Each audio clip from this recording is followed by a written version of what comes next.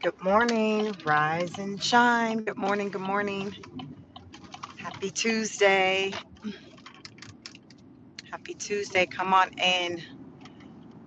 Let's do a weekend recap. Let's talk about what popped off over the weekend. Let's talk about Donald J. Trump's birthday celebration,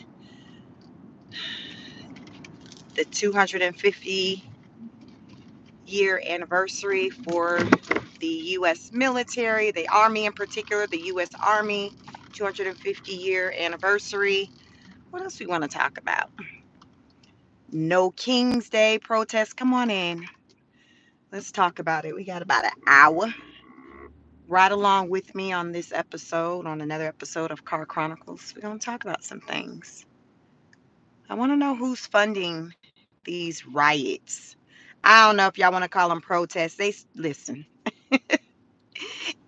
Sometimes it gives protests, sometimes it gives riots. So come on in, like the video, like, share, subscribe. I want to know your thoughts pertaining to the No King's Day protests, because I was tapped into both over the weekend. On Saturday, I did a live. Who's caught the live on Saturday? If you didn't, go catch the replay. I did a live. I covered the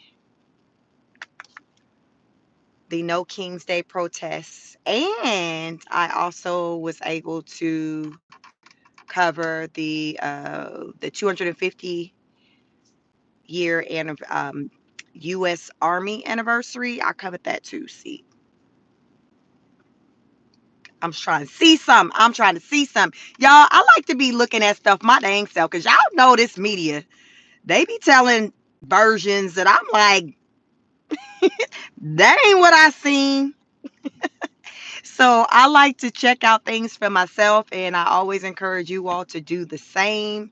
Because listen, folks be trying to play. They be playing games out here. They will lie in your face, play on your top, gaslight you, and be like, I know damn well that is not what I seen.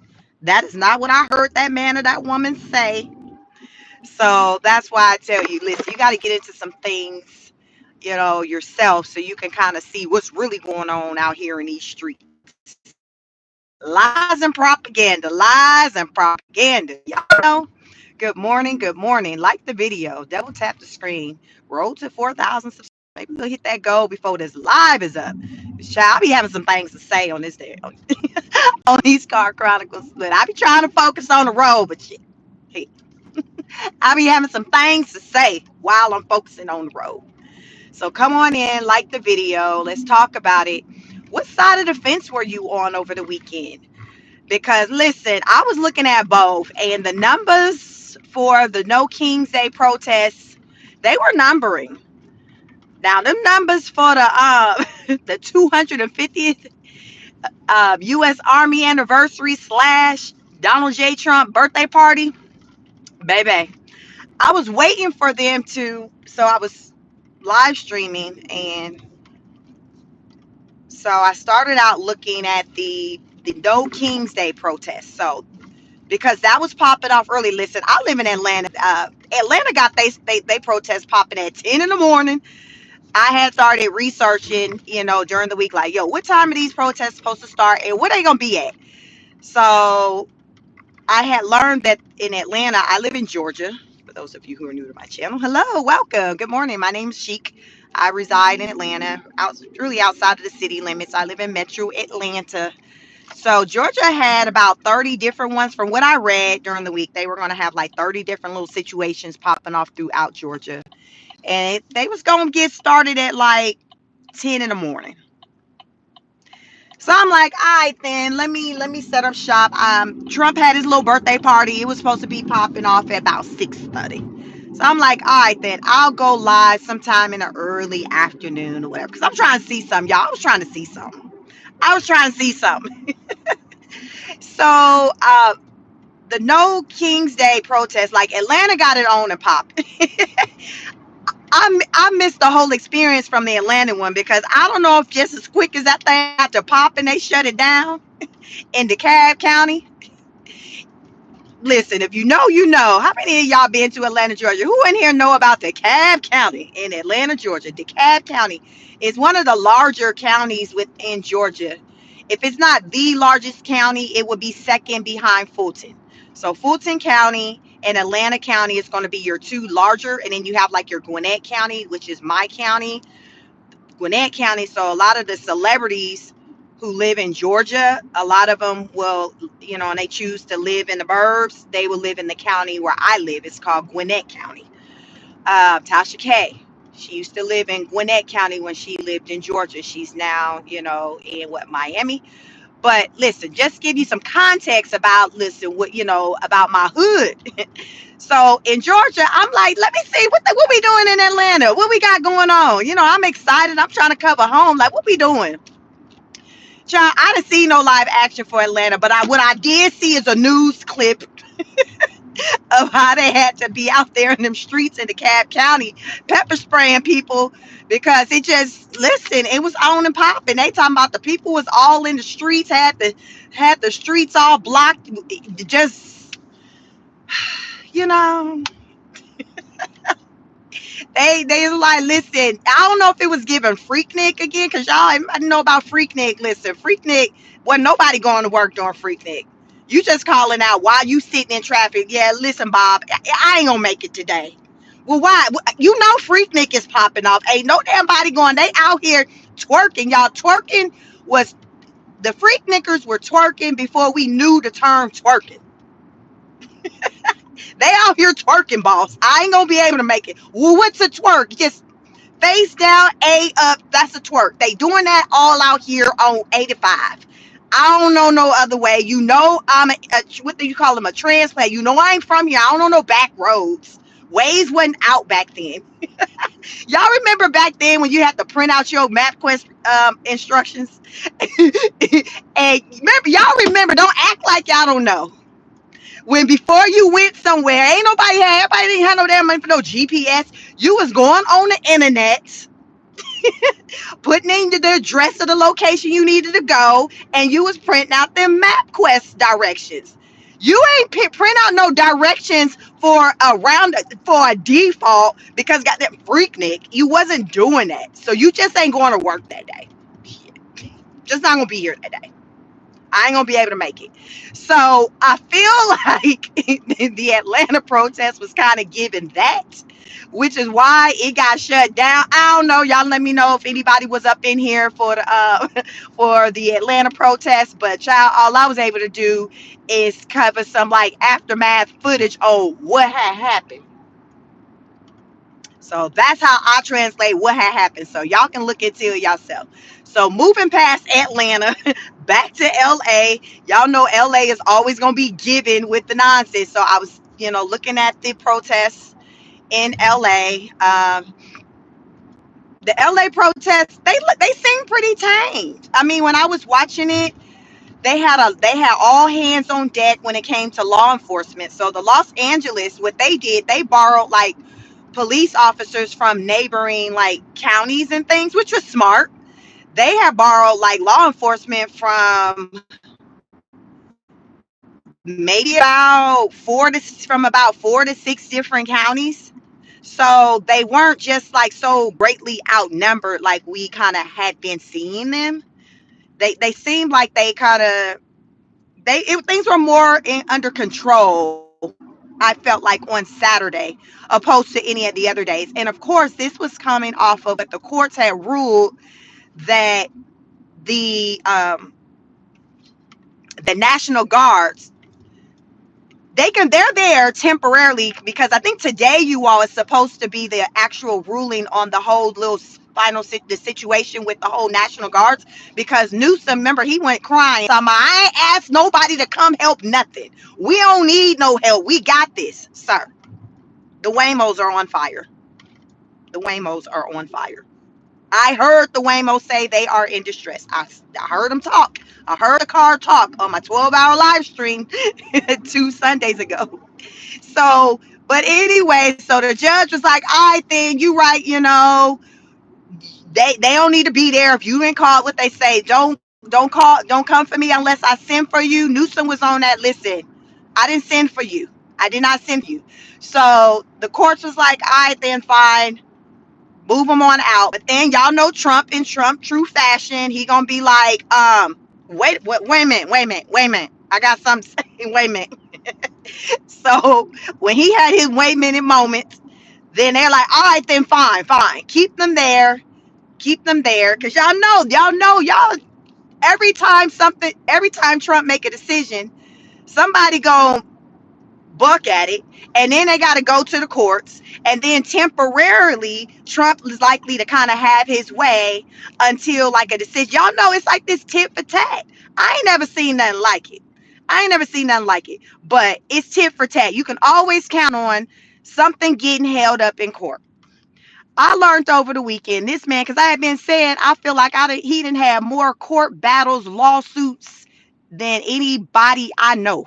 He got more between him and P. Diddy. Y'all, I don't know if I'm going to come, and I'm toggling between both. I didn't even know really this morning which one I want to come out and talk about. If I was going to come over here with y'all, talking about Donald J. Trump and his damn birthday party, or if I was going to go on my other channel, because I do got two channels, and talk about goddamn Daphne Joy, 50 Cent baby mama. Stay tuned for that if you want to hear what the hell I got to say about her ass.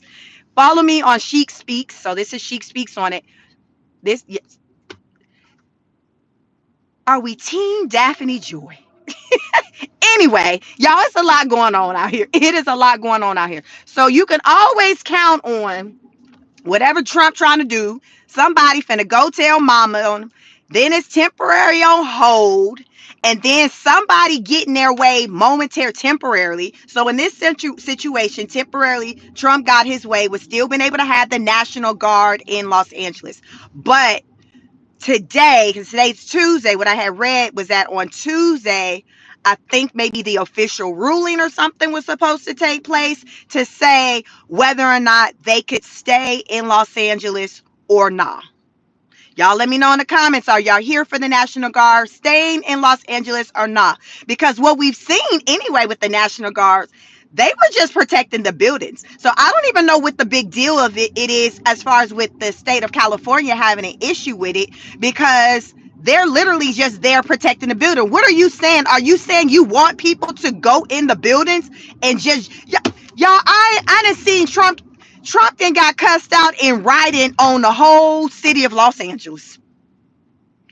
Trump has gotten cussed out in writing. Every building cussing his out. He getting cussed out. ICE getting cussed out. Every. I said, okay, and y'all, this is with the National Guard being present. What the freak the city finna look like when the National Guard roll out if this is what is given with the National Guard there? Let's talk about it. I'm trying to understand. If this is what's giving with the National Guard, what the freak is it the city's going to be giving without the National Guard? Y'all, I just be over here using common sense and discernment. This ish ain't that deep. This right here ain't got ish to do with any education I got behind me or nothing. This is just common sense. I'm trying to understand. Because the National Guard, all they were there doing was protecting the building to make sure them fools didn't run up in the damn building. And y'all know good and dang well that what's been given in these streets is that if them National Guards was not present to protect them buildings, oh, the Angelinos would have been all deep up and down. They would have been them Instagramming, Facebook. Y'all know doing lives. Y'all know how people do. It would have been on and popping inside the federal buildings.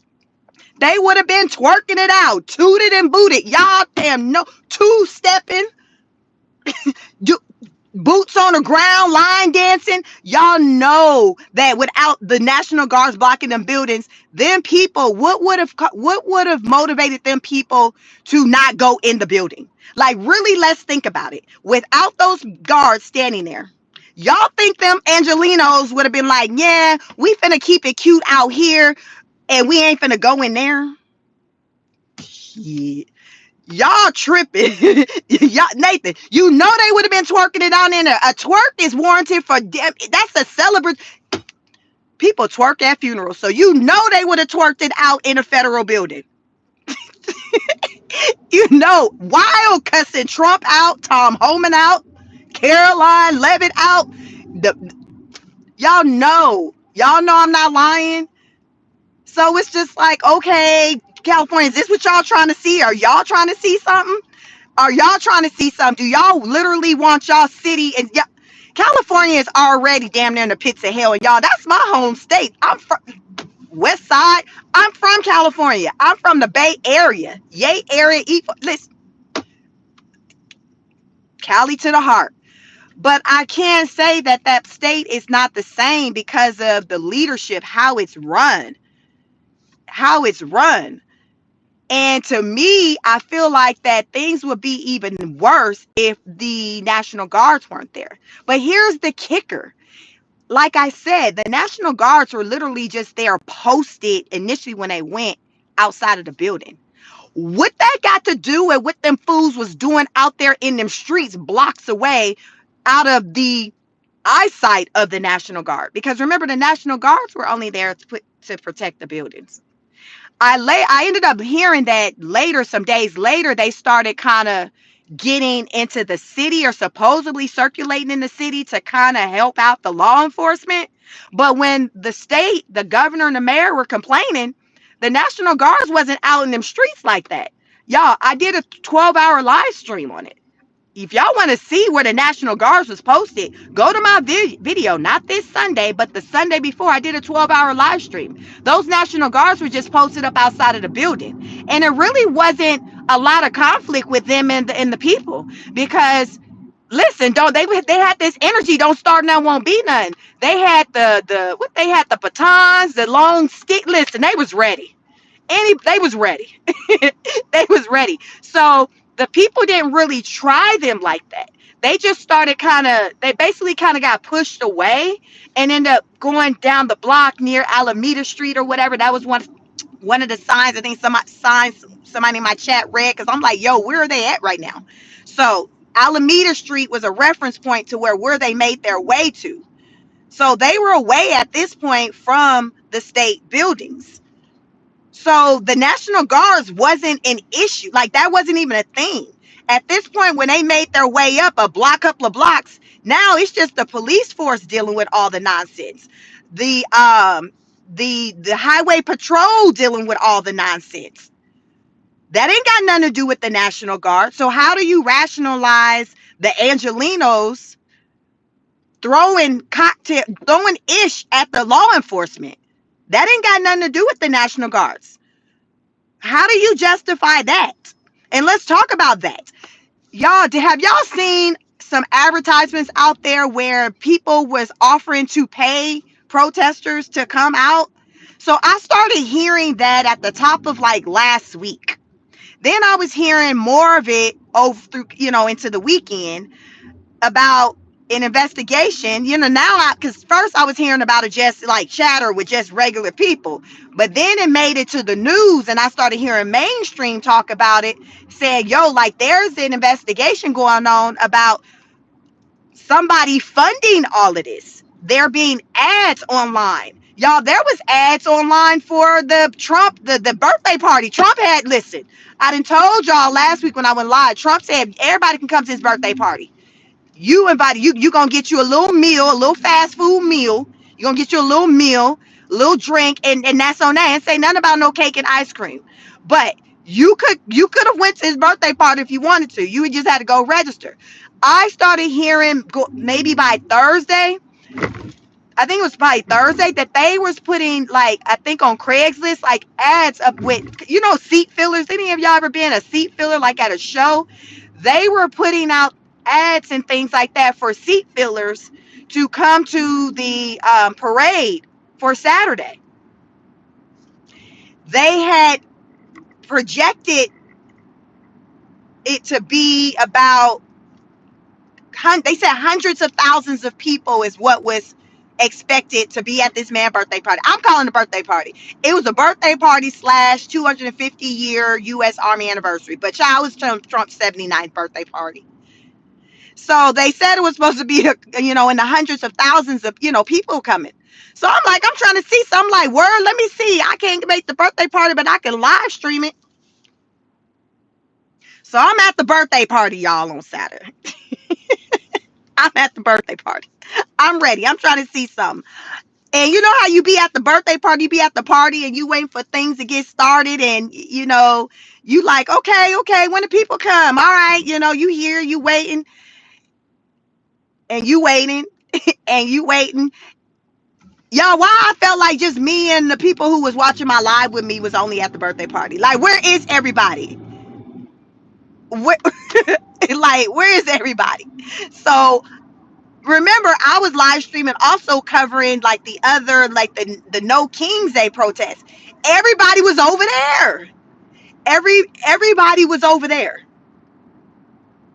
at Trump's birthday party. So you know how like you'll watch news and they'll do like the, what do you call, the eye in the sky, and you see the camera and it'll show the span of like the entire whatever down below. The entire time I was at Trump birthday party, I was watching it. I never seen them do that to where you were able to see, like, get an idea of like how many people were in attendance. So to me, it was given that it wasn't a lot of people who came out. Nowhere near what they expected. The only people I was able to see is whoever that happened to be in the background during the parade. So, they had the parade going. So whoever was, the military's, the 250th U.S. Army anniversary, the birthday of it. So in the parade, they had just different military people in the parade. Like they was profiling like different military vehicles. So in the background, you can see, the people who came to, watch it on the like the sidelines. That was the only way I was able to kind of see the people to get an idea of like who was there. So I'm like, okay, I'm not going to say it's over 100 plus thousand, but I'm not going to say it's not in the thousands either. I'm going to give it, I'll just, I'm like, y'all, it looks like it's under 100,000.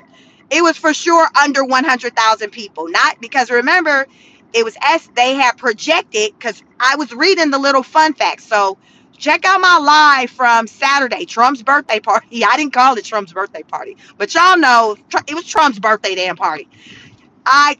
In my live as it was going on, I was reading just information pertaining to the day, just fun facts about like what we doing, what's popping off. And it talked about that it was estimated that they were going to have, it was going to be hundreds of thousands of people in attendance. It was said that $45 million was spent on the birthday party. We can still call it a birthday party because it was Trump's birthday and plus the U.S. military, their 250th anniversary. So child's birthday party. So it was $45 million experience. So while I'm watching the birthday party, I'm like, where the money at? I know y'all said y'all fed some people. I'm only seeing some, in the sums of, thousands. So we just gonna give you put 3 million on it. We gonna say 3 million allocated to food because they had said in the article with the fun facts it was fast food. So I don't know if Trump fed them people McDonald's. I don't know because y'all know he ain't above feeding somebody McDonald's. Remember the football players that came to the White House? He fed them McDonald's. Word on the curb, that was their request. I don't know. But them big old football, them big old boys got McDonald's. So they might have had McDonald's. So I'm like, yo, 3 million for food. Where the other 40, 41, 42 million? Where's the other money? Now they did say that because of them big old tankers, the military vehicles, they're not made for like asphalt, like the ground, the streets like that. So they was gonna be getting jacked up. So a lot of money was going to go into repairing of the roads. I guess they had to do some prep work for the road on the roads to make sure that the things didn't get as worse as it could. But also whatever they did as far as with changes to the roads, they also had to make sure that after the birthday party, they had to put everything back. So I'm like, okay, well, damn, how much that costs? How much that costs? Because I really learned the cost of the birthday party, y'all, is because Hegseth, the guy over the military, y'all, he had to talk before, was that Congress or something like that a week ago. And they was just like, yo, where is the money? And y'all talking about y'all ain't got money for the military and exploring the issues centered around their health and their brain and why they ain't right after serving this country. And y'all done took away funds to study the brains of these people who then got out the military and they just off because y'all saying y'all and y'all Tasha K, y'all ain't got it. But though y'all got $45 million for the birthday party. That's how I learned y'all the price tag of the birthday party. Because Congress show said, Heck said, like, what we doing? We got 45, we got 45 on the birthday party, but we ain't got money on, we got pennies on the study these people brains that then came out the military and they ain't right. And y'all know good dang well these folks that be coming out of the military, thank you for your service, but y'all know a lot of times these people don't be right in a lot of ways, which is understandably. Like the ish they see, they experience. It makes sense why many people who come out of the military, they have mental health struggles. Some of that might be some of y'all in this chat, or you know somebody, because I promise you, I don't know not a soul who did any time in the military who just good, either mentally or physically. There's something, listen, they all catch it, collect and check. Everybody I know who done served any kind of branch for any length of time collecting a check for something. They can't damn sleep.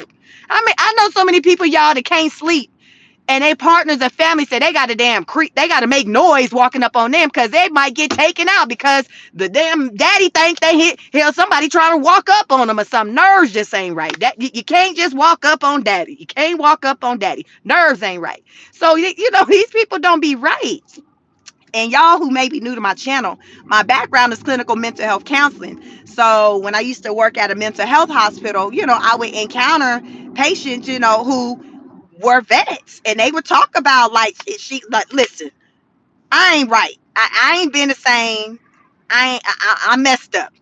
I done lost my family. I heard one man told me like, listen, I give any money back, whatever, if I can have my life back, go back to the way I was.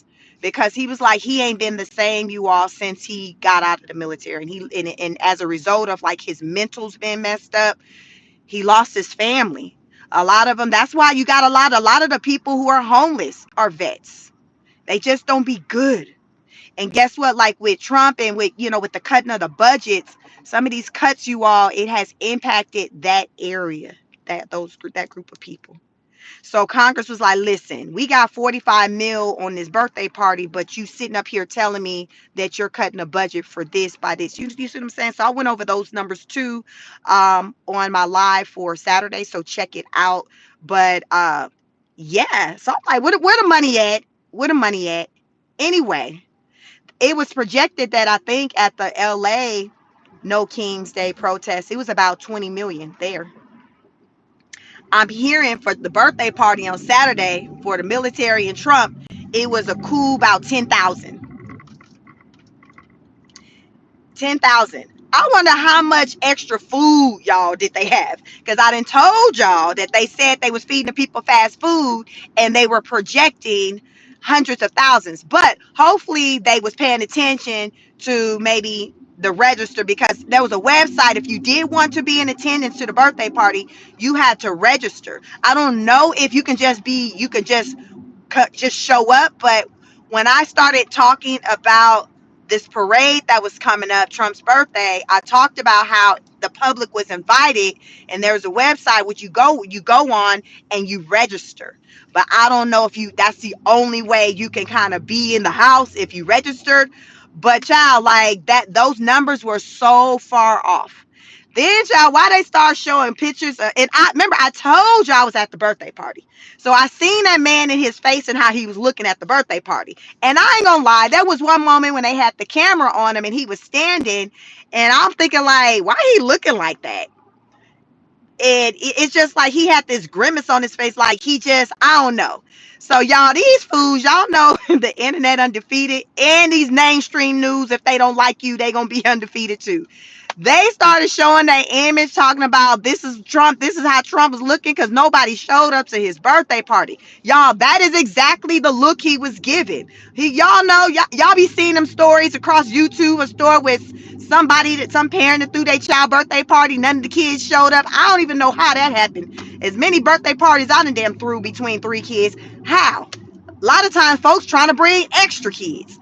So he was looking like nobody showed up to his birthday party. He really was looking like that.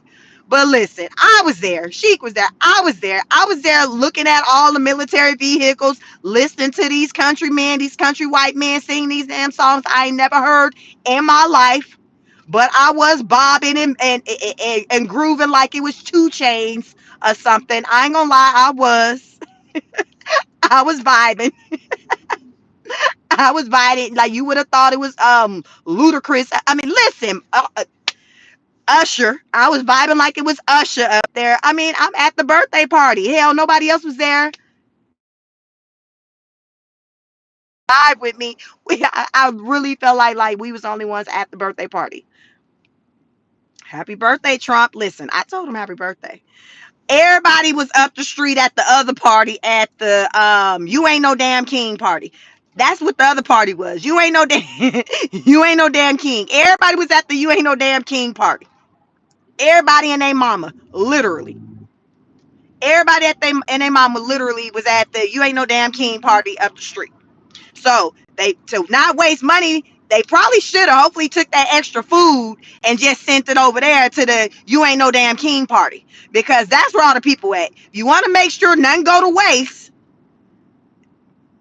Take that food to the you ain't no damn king party because that's where they was at. That's where the people was at. That's where the people was at.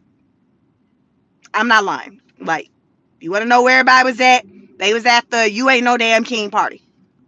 They was there deep. And what was that in one of these states during my live stream? One of my people was like, "Yo, Sheik, somebody shooting at one of them." And was it one of them states, y'all? Let me know in the comments which one of these states where there was a shooter at that protest. Because earlier, y'all, Massachusetts, they had to cancel their you ain't no damn king party. They had to cancel theirs because of the shooting of the local officials. Yeah, the wife and her husband who were killed in their home. And then there was another politician, him and his wife um, were shot, but they survived. But they were taken to the hospital in critical condition. So the state of Massachusetts, like, you know what? Ain't no damn nothing popping. I ain't no birthday party pop. Ain't nothing popping off. Everybody go home. So they didn't do any protests on Saturday because of that shooting of that fool who dressed up and he acted like a police officer. It looks like that's probably how he got the couple who did die. It seemed like that's how he got to them because he was posed as like a police officer. So I guess he must have just went up to the door, rang the bell. They seen man in blue. They opened up the door, and then whatever happened, because when the police them said or whatever, when they showed up to the house to check on her because they had reason to believe he may be, heading there, he was like coming out of the front door. Utah, thank you so much, Byron.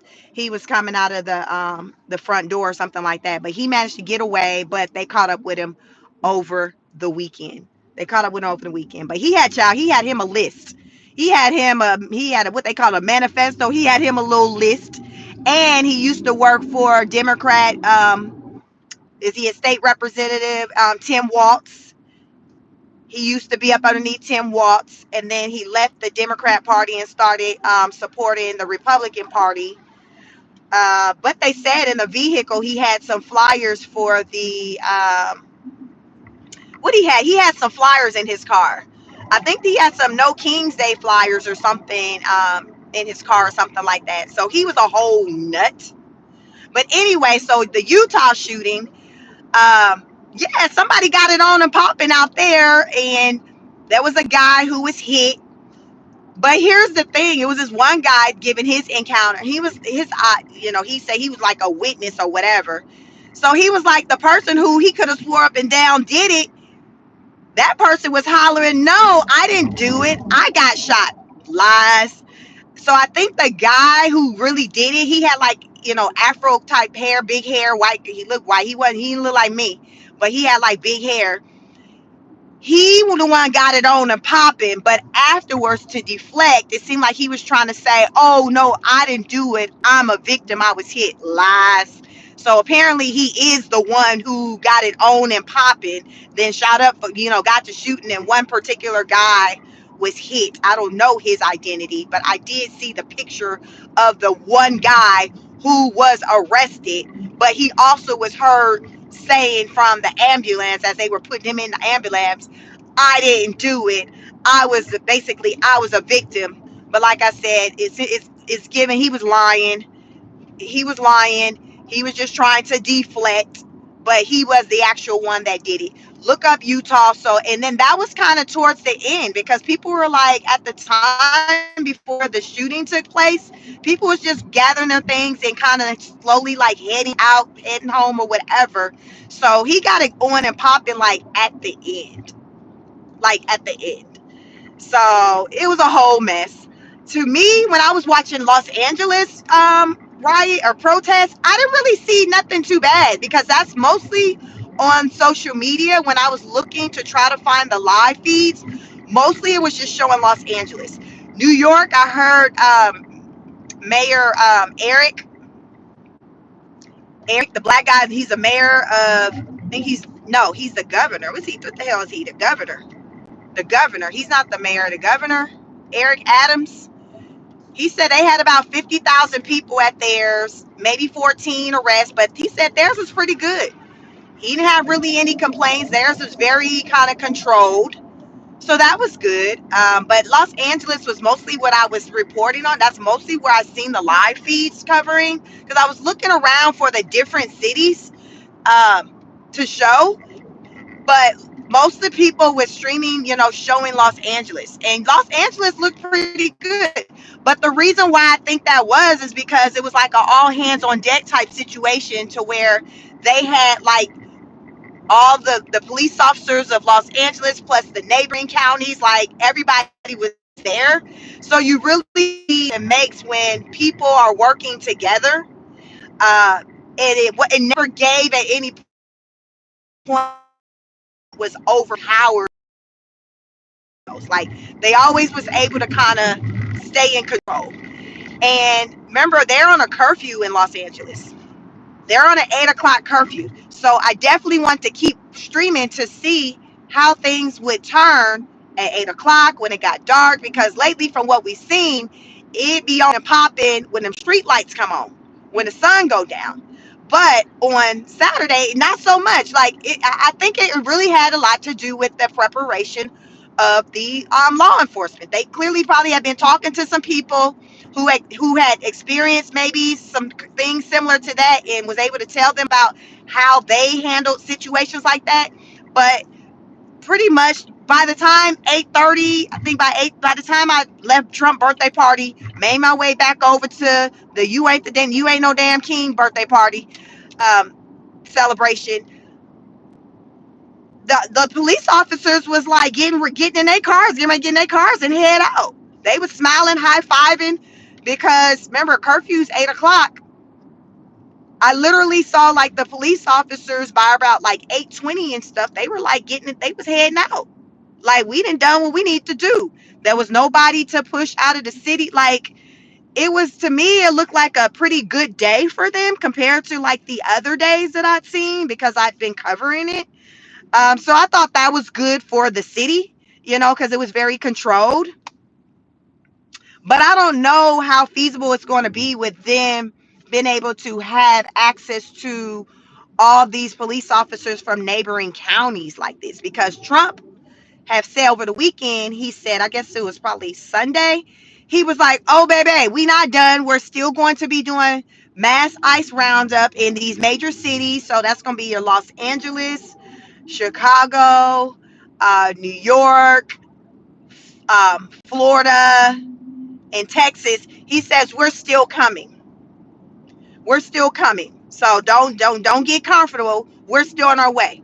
But here's the thing, you all. This is the part I want to bring to y'all because I felt a certain type of way when I learned this information over the weekend. How many of y'all have heard, or you heard Trump say last Thursday that he is considering writing an executive order for illegal immigrants who work in agriculture and hospitality? Y'all hear that? Did y'all hear that? Let me repeat. He said, so he was at, he did a press conference or whatever on Thursday, and he was asked about just illegal immigration, ICE, all of that, farmers, many of their workers getting rounded up, it impacting the experience, the farmers' experiences with keeping, their business going, which is part of the process with providing food to the people in America. So I didn't catch it live when it happened, but when I learned that he was kind of talking along these lines, I went on the internet. I went on Beyonce Diddy internet, and I saw, yes, he said, well, listen, it is very sad and unfortunate for these farmers to have to feel the impact of their business with having fewer employees because of the immigration situation. And many of these illegal immigrants have worked for these farmers for 20 years or more, and their businesses are suffering because of these ICE roundups and with these people, they not having a paperwork in order. Or he said maybe some do, maybe some don't. He was like, but it's not fair. These are wonderful people. These farmers shouldn't be experiencing this. Many of these workers, these are hardworking people. And yeah, so I may be signing an executive order soon to where, to allow those who work in agriculture and hospitality to continue to stay here in the U.S. Y'all, that's the hell that man said. Y'all go look into it. When I tell you, so listen, X is not my playground, but I had to go ahead and reset my password to get up in X to see what the hell these people had to say about what the hell he had to say. Because the clip and thing that I watched it from, if somebody had posted something from X, I said, I need to hear what the hell these people got to say. Y'all, I I got up into my account, them comments. When I tell you them damn people was so pissed off about that and talking about this ain't the freak I voted for. Like, they felt like how I was feeling. Because my primary reason for why I voted for Trump was for him because of this immigration situation. Y'all, it's damn out of control. Y'all know this ish out of control. Don't act. Don't act. You know this ish is out of control. So I'm like, we need to get, it's not about anybody can be over here, but it's about like doing it the right way. It's not what they say. It's not what you do, baby. It's how you do it. Do it the right way. Just like if we were to go to any other country, we got to do it the right way. It, that's all I'm saying. Get your paperwork in order. But now this man is talking about making exceptions for the people who are in the agriculture or hospitality industry. So of course, the Democrats, they eating this ass up like, motherfucker, you didn't know that when you started going on this rampage with rounding up illegals that it was going to impact the workforce? Y'all, I voted for the man and I knew it was going to have an impact to the workforce. But many people, hell, we all knew it was going to have an impact to the workforce. It just came down to if you damn cared or not. Or if it was that important. What was most important? Are you concerned about the workforce? Are you concerned about it's just too many damn illegal immigrants here and we got to do something about it? That's basically what it was coming down to. So we ain't gonna act like nobody knew that it wasn't going to have an impact to the workforce, to the hospitality, Miami. Y'all, who's cleaning these? It don't be people that be looking like me when I go to these hotels cleaning these rooms. I'm gonna tell you that. It don't, no. It be people, I'm trying to ask for some towels. They trying to understand what the hell I'm saying. Because remember, they ain't speaking my language. I don't speak their language. Listen. So This man on Thursday, y'all, at the press conference, acting like he just had an epiphany of how what he been doing with these ICE roundups and how it's impacted the workforce.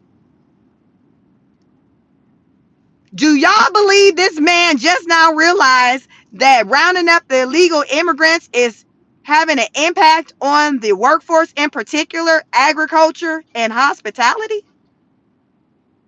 And they done rounded up how many damn people out of Florida already? Because DeSantis said most of the people who come into our country illegally, they're headed to Florida.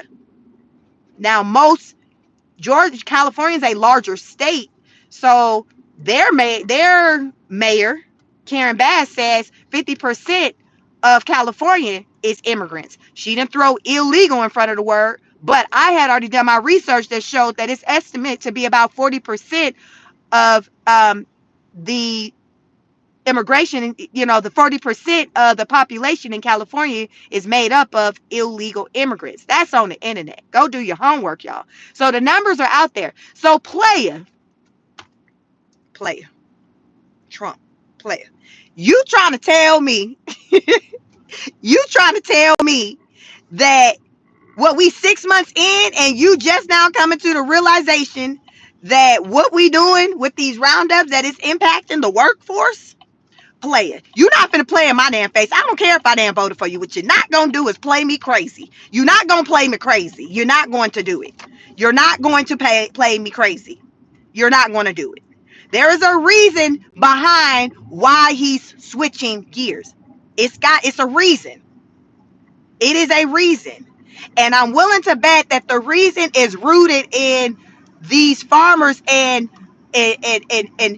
people who he has some type of ties and business relationships and things. And then voting, we got it's voting time coming up for other political seats. Because in these comments, when these people was going to freak off, y'all know these white folks, child, I can see y'all know most Republicans is white people. They don't look like me. These white folks was pissed the hell off. They was like, oh hell no, this ain't what the F I voted for. Oh, you might as well forget it. We ain't gonna be voting for Republicans. They started saying that if this was gonna be the case and he was gonna be signing some executive orders, these other upcoming elections, and oh, you might as well kiss the Republican vote goodbye, because they like, these people, y'all are so pissed off because they're like, yo, what the frick you talking about? One woman posted a case of a story of a young white girl. I done seen so many stories of white girls that then got knocked off because of an illegal immigrant. Some illegal immigrant just violating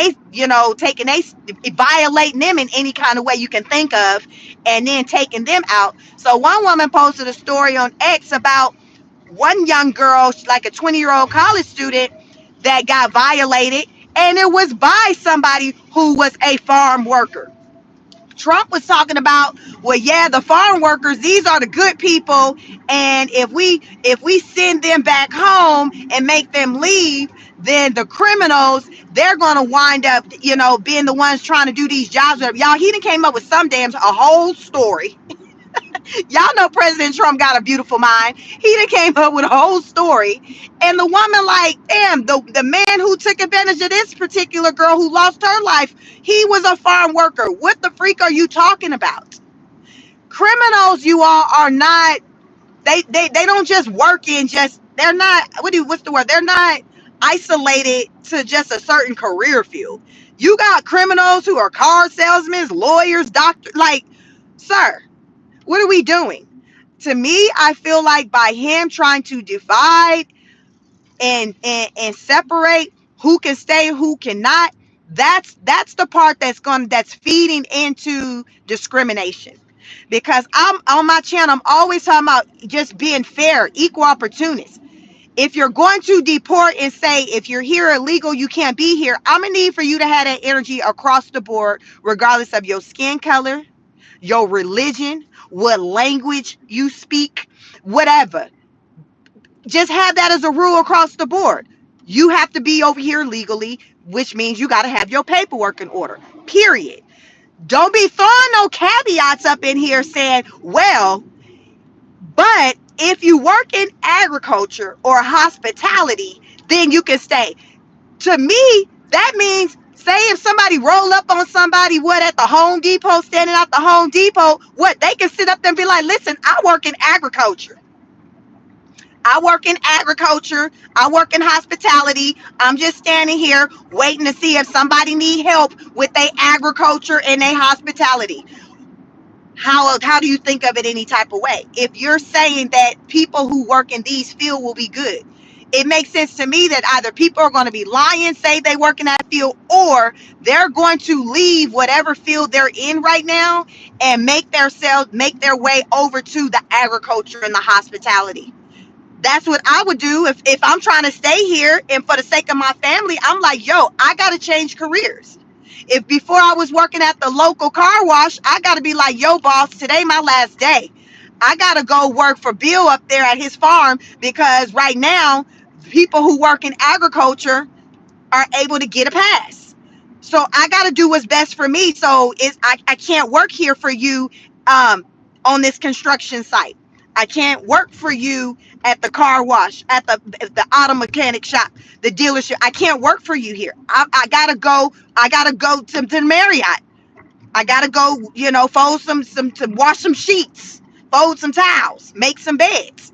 It makes sense to me, because if he's saying that you're going to be able to get a pass if you work in certain industries, how else do you slice it and dice it? Think about it. So that creates all kinds of problems. So it's just like, and then you wonder why they call him Taco. They be calling that man Taco. What they say, Trump always change. He always changes his mind. But when he said that, I'm like, this is why they give him this name. Because listen, baby, today Tuesday. Please do not think that what you may hear that man or that administration say today, that's going to hold up Friday. Don't do that. Do not do that. Your feelings going to get hurt. Your feelings going to get hurt, because this is how often he shifts. So how can you kind of ride from somebody and really try to stay 10 toes down for them and say it with your chest for them when they're always shifting? That man stayed making Caroline Levitt, the press secretary, looking crazy up there at that podium, because Caroline will reiterate a message that man just said, and she will say it with her entire chest, and then 3 days later got to come back and speak on it and give you all kinds of attitude when you say, but I thought, oh, Caroline, listen, Caroline will cut her eyes. Y'all know Caroline energy. Like, Caroline will be so in her feelings, and it's like, don't be mad at me. Don't be mad at me, because I'm trying to have a conversation about what your boss said on Tuesday, and now it's Friday and something else popping off. Don't be mad at me. I'm just trying to understand. So to me, with what he's doing, it puts his administration in a tough place. Even Tom Homan, the border czar for the Trump administration, he the man that goes around and do all these have these meetings and interviews talking about immigration and how we crown it. If you're not here legally, we rounding you the third. Yo, he say it with his chest. That man stand on business. I could not help but to wonder how he or Caroline was feeling after Trump started backpedaling about the immigration on Thursday. Because remember, these are the people who have to go out and talk to people to push his message. So now it has them looking crazy because the message has shifted. What do you do with that? What is Tom supposed to say on these damn interviews as he's talking about ICE and rounding people up? Now he got to throw out, well, yeah, we standing on business still, but yeah, if you in agriculture or hospitality, then you Gucci. Like, y'all, now this is the message that he would have to throw out there. This is the message. Good morning, Riz. What's up? This is the message he would have to throw out there. They got to throw out there the caveat part, because remember, before they didn't. It was just on some, listen, this ain't that deep. If you're here illegally, you ain't got your paperwork, you ain't got this, you got the hell on. That was normally the basic message. If Trump writes this executive order that says, well, if you do agriculture work or hospitality, then you can stay, y'all, that changes the game. Because now these people are going to have to answer questions centered around that with the nuances of, okay, the what ifs, like what I'm throwing out to you all. Don't think that I'm not the only one who's coming up with these type of questions, these thoughts. This is common sense-ish. They're going to be like, well, how do you prove that somebody's, remember, the people are already undamn documented, so that means it ain't no paperwork. How do you prove somebody's in hospitality, somebody's in agriculture, somebody working at the car wash, if you just out and about rounding up people? If you didn't pull, pick them up from a job, like, how are you proving it? Like, what are we doing? And to me, I feel like separating it like that is going to create a further divide also within that community, that community, because some people, they're going to be separated. Like, it's almost like you're going to have illegal immigrants that are good enough versus illegal immigrants that are told they're not. It's going to create this divide to say the illegal immigrants who work in hospitality or agriculture, they're more important. They have a higher value. So they deserve to stay. Think about that messaging. You're distinct. That how do you divide people based on a profession? How do you divide people based on a profession? That's, y'all, think about it this way. That's like white collar workers being divided by blue collar workers. Whereas one may say, well, white collar workers are more beneficial because they do this, and that. Blue collar workers, well, we really don't need them like that, so we can do without them, or vice versa. Like, how do you divide based off of a profession? That's crazy to me. That's illogical thinking to me. How do you do that? It doesn't make sense, right? It creates all kinds of problems when you do that. But if he signs that executive order, that's exactly what he would be doing. He would be dividing people simply by their profession. He would be dividing people simply by their profession. And here's another thing, you all, based on this divide. Y'all know Trump within the US, he got a lot of businesses. He has hotels. What do you think the people who work at his hotels look like? Who are the primary? I went to his hotel. I went to Trump Towers in Las Vegas. Very nice hotel. As far as, the extent is very nice hotel. I didn't stay there. I just was able to go into the lobby where the public can go in. But if you want to get to the rooms, it's one of those situations to where you have to, there's somebody standing near, like you got to have a key card access. How sometimes you go to hotels and you can't even get to a floor unless your card, which I like, unless your card, you use your card and your card lines up with, like, saying, yeah, I mean, your room is on this floor. Otherwise, you ain't got no business on this floor. So at the Trump Towers in Las Vegas, they have like someone on the first floor, like standing there to where you're not even getting past him to even like go to like an elevator unless they see that you got a card. So I couldn't see what a lot of the works look like. I could just see the people like in the lobby and things like that. But I know that pretty much 100% of the hotels that I've ever stayed at, regardless of the price point, they have been primarily operated as far as the staff has primarily been people of the Hispanic community. The staff, maybe at the front desk, it may be someone who's not of the Hispanic community, but the cleaners, the ones who's really doing that work, they're Hispanic. So if Trump signs an executive order that gives a pass to them, that would impact his business, right? That would impact his business in a way to where he won't be impacted by the lack of staff. Because here's the thing, when he talked on Thursday, y'all go check it out. He specifically talked about farmers. What the freak does the farmers got to do with the hospitality? What does that part have to do with hospitality? Hospitality impacts his industry.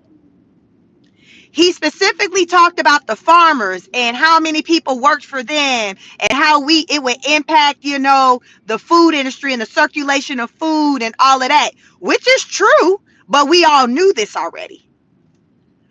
But how does hospitality get included in that group? What's the difference between, say, hospitality versus construction? Who's the freak building these houses, you all? DHR, you don't see no white man out there primarily building these houses at these sites? Come on now. Y'all know who the hell building these houses. It ain't John. It's Carlos. It's Carlos and Juan and Marco and Felipe. Y'all know. So why wasn't that industry added?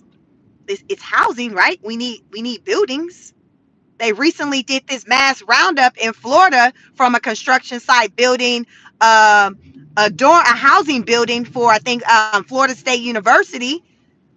So what makes hospitality more important than the construction industry, the people who build the buildings? Because all he talked about that I heard on Thursday, y'all can go listen to it yourself, is him specifically talking about farmers and the impact to their industry. And I not only heard him speak on it, I went and I found the article online and I read it. Because a lot of times I'll go follow up and read things and it'll give more detail.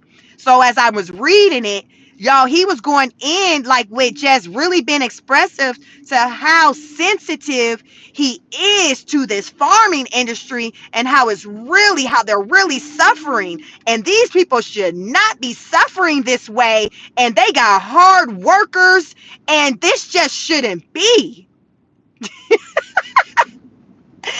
And it was this one Democrat woman said, okay, the fact that he is just now coming to realize that removing all of these people in droves like this is going to have an impact on the economy, the fact, y'all, Trump didn't just realize this ish. He didn't just realize this. There is something that has changed in the background that we may not be aware of that has him to flip. We ain't crazy and Trump ain't crazy. And he's 79, but Trump's very sharp. He ain't senile. He don't think like Biden. He real different. Trump's pretty sharp. So I believe that it's not that he's just not realizing any dang thing. It's just a matter of him now having a reason to want to not impact these industries. There was a conversation that had him to say, you know what? All right, bet. I'm going to try to do something different. And likely there is some type of benefit from whatever the conversation was. There's something that he's able to benefit from. But he didn't just now come to think about the impact of the economy with removing all of these illegal immigrants who work at the farm. Like, since they started doing roundups, that's who I was mostly hearing from, the farmers. We're in June and you're just now talking about the impact on farmers. When the roundup started and the illegal immigrants, everybody started running and hiding. The farmers were very loud. They were speaking very loudly because these farmers, hell, they voted for Trump. So that's all you seen was TikTok videos with these farmers like, what the freak? Oh my God. And people saying, well, damn farmers, who you thought was going to be picking the damn corn? The black folks, like, who you thought was going to be picking the corn? So no, Trump has had some conversations with some people, and as a result, it has him to be moving a little differently, talking a different tone.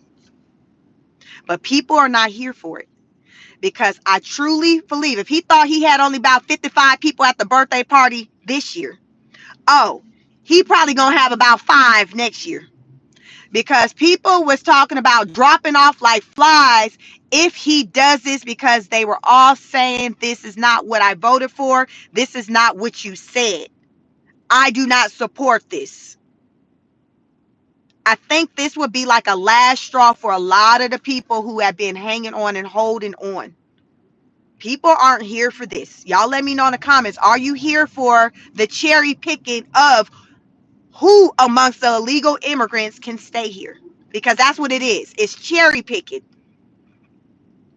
Who who amongst who amongst the illegal immigrants can stay? Are you here for the cherry picking?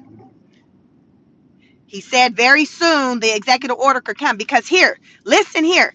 Here's also with this change, this is also going to impact the number of roundups, because right now their goal is to round up 3,000 illegal immigrants a day. It was 1,800.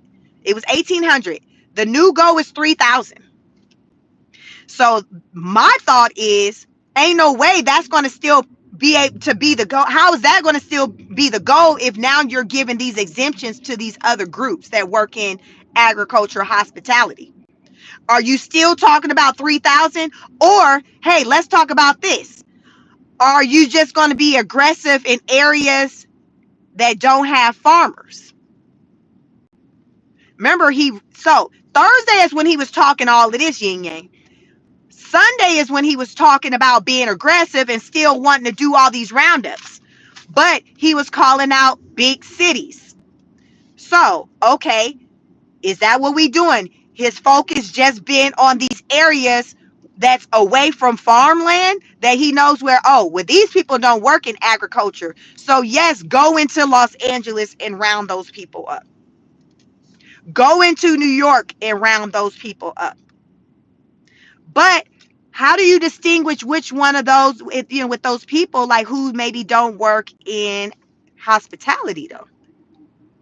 See, that's going to be the thing for me, is like, how are you proving which type of work that the illegal immigrants do? They're undocumented. They ain't got no paperwork. So what we going off of?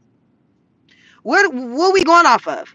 And he just did, what was that? Was that Omaha with that the meat company? He just did a roundup. Was it about 500 of them? It was like a bunch of them at like this business, this meat business. And child, they was running, hiding. Child, I seen it. Y'all seen that? They was hiding. And it was a lot of them. And this just happened last week. So they're technically would be considered in like the agriculture, anything like with food. So are you going to go back and say, okay, those people who were rounded up, they're Gucci and they can go back to work? Because the little white man who owned the business was like, what am I going to do? Because the company, their business is they package up meat for restaurants. So ICE had walked out with like damn near his whole entire staff. He ain't had nobody. I think that man might have had 20 folks left. I know the ICE then walked out with everybody. And he's like, yo, like, what am I supposed to do? What am I supposed to do? Hell, maybe after that roundup, and that man maybe had enough influence, was getting to the money enough to where he was able to maybe have an impact on Trump for him to change his mind and say, okay, let's not touch this industry. Because I told y'all, this was a whole white man. He owned the business. So he was getting to the money. They provide the food, the meats to restaurants, steaks, restaurants. That's what I'm saying, y'all. Trump switched his gear. There was a conversation had with some people who were in these industries, and the deal was, all right, then we're not going to touch that industry. So now he's out here saying, all right, then, y'all, I may assign an executive order for these group of people to stay. What? Somebody in the comments on X was like, hell, he might as well not said that and just communicated to ICE, hey, stay away from the farms. That makes sense to me. But no, his behind and got on camera and said it. He said it. He said it. Y'all know I come out here, I share the information. Y'all do what you will with it. Do your research. Go out there and see what that man talking about today. But like I said, don't think that what he talking about today on Tuesday, he finna be talking about it on Friday. I'm just gonna throw that little caveat out there. Do not think that what you hear today, you're gonna hear that same messaging from him and his administration on Friday. Because if you ain't figured it out yet, then I don't know what to tell you. You definitely lost in the sauce. If you have not figured out yet that Trump changes his mind like he changes draws. When he first got up in there this time around, those of you who may be rocking with me from the start, when I started talking this politics start back in February, I talked about how Trump was known how he stood on business. That was one of the strong traits that I liked about Trump, is that he stood on business. He, whatever he said, you can like the things that was taking place when he got into office. Everybody was saying, well, that's what he said he was gonna do. He said he was gonna do this. He said he was gonna do that. So he had this reputation, because even the first, y'all, Jasmine Crockett, the Democratic state Republican of state representative, I'm sorry, the Democratic state representative for Texas, she said it. She was the first Democrat that I heard say it. She said, her words was like, well, Trump, what he says he gonna do, that's what he gonna do. Like, that was what she said. That was the energy Trump gave, until he stopped giving that energy. He stopped giving that energy. So now it's like the opposite, to where it's not, oh, well, if Trump said it, it's law. It's like, oh, well, if he said it, shit, don't think that it's gonna still be the same by Friday. You better leave some wiggle room for him to change his mind. You better leave some wiggle room, which is how he got the name Taco. And when he did what he did with this switch on with this illegal immigration, I'm like, oh my God. Like, and in the comments on the X, everybody was saying, hell, Taco, this is exactly why he got this name. This is why. Y'all wonder where the name came from? Why? It's this right here. Like, how do we continue to stay 10 toes down with somebody in back then when they ain't even staying 10 toes down on what the ish they putting out there? How, Sway? If you keep flip-flopping, how am I supposed to ride with you? Because now you got people who's riding with you out looking crazy, because people who riding with you out here trying to elevate your message and say it with their chest and be like, well, this is what he said. And then the person now coming back to you 48 hours later said, oh, well, he ain't saying that no more. And now you looking crazy. Now you looking crazy like, well, I mean, well, that's what he said on Tuesday. Be like, yes, but it's Friday. It's Friday. He ain't saying that no more. So what we talking about? And then back on Monday, Trump would be back saying what he had said on Tuesday. You see what I'm saying? Y'all, this not even exaggeration. This is how this man moves. This is how this man moves. So standing on business, Trump, that is not him anymore. That's not how I describe him. Trump is very fluid. Fluid with it. It's just a matter of just what kind, who done got into his, who done got in his ear. Is given, okay, who's got his attention this week? Who has his attention this week? Who has his attention this week? That's what it's given, because it's just so when I think about people who are running these businesses in the US, and then you got Trump giving this fluid way of operating the country, just all over the place. Like, how do you run a business?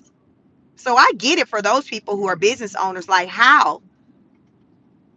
There's no consistency. People, as a people, we thrive in consistency. How many of you need consistency? Like, that's like important for you. Your job, like, you need people to be consistent. Your partner, you just want consistency. That's stability. Consistency equates to stability. No, most of us don't like surprises. There's good surprises, and then there's them other surprises that we don't like. We like, yo, we want to know, okay, damn, like, okay, is our company solid, or if it's not? Do I need to be updating my resume and putting it out? Like, what we doing? Is the money, do we got enough money that's coming in to pay the bills, or we don't? People don't want to be working for a company or anybody where it's unstable, and you don't know if whether or not at the end of the month Y'all gonna be able to go into the next month. You don't, how many of you would be good with working for somebody to where you don't know every week or every 2 weeks, every month, however you get paid, if your employer is gonna be able to cut the check, is going to be able to make payroll? Would you still stay working for that person if that was the situation? Hell no, you wouldn't. You'll be a fool if you did. You'd be like, I can't, because I know I consistently still got bills, responsibilities, a spouse, children, people who depend on me. I need to know that I got income coming in.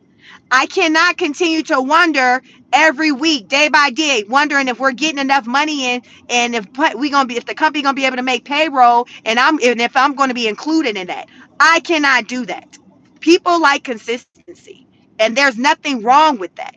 And right now with Trump, with how he's moving, it's not giving consistency. It's giving instability. We're not a stable country. We probably haven't been stable in a long, long time, but we damn sure not stable right now. We're not stable right now. We're a lot of things, but stable is not. The U.S. is not stable. We don't know if we're gonna damn be going to war. Y'all been following that with Iran and Israel. Iran talking about, listen, U.S., I know y'all hand all up in this. I don't care what y'all say, because ain't no way Israel would have been able to get it on and popping like that without y'all backing it. Y'all, that is basically what Iran said. I summed it up. They said, ain't no way Israel could have done all of that without y'all back, y'all hand spinning. So let's not do that. Let's call a spade a spade. US, we know y'all involved. We know y'all involved. Even if though you ain't want to come out and say it, we know you involved. What I say over here, just because you ain't saying a thing is a thing, don't mean it ain't a thing. Iran said, don't be playing in our face. US, we see you. When they say throw a rock and hide your hand, they like, US, we see you.